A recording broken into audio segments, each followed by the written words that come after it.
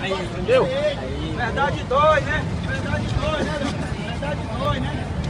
Verdade dói. O cara tem subsídio do Estado, subsídio da Prefeitura, recebe 17 milhões de ICMS. Detran não paga nada no Detran, atrasar. Por quê? Será que ninguém enxerga isso dentro de Manaus, não? Será que o Ministério Público não enxerga isso?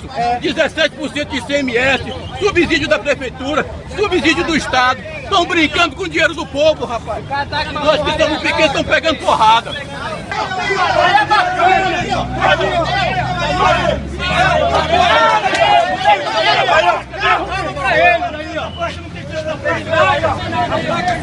Bora parar o fuder!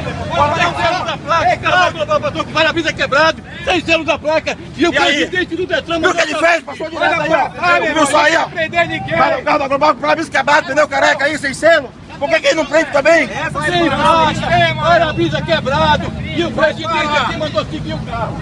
Entrou na pista, aí o Pedro mandou sair. Por quê? Para-brisa quebrado, não só porque tá com rodoar, porque pra não deixar os carros no prego aí, e o carro vai preso lá, ó. Sacanagem, senhor. Ninguém é bandido não, rapaz. Nós somos trabalhadores. Nós conhecemos nossos direitos. Estão soltando nós aqui, ele não vem aqui ajudar a gente. Até o subsídio que ele recebe é hoje! Tem que parar o sistema.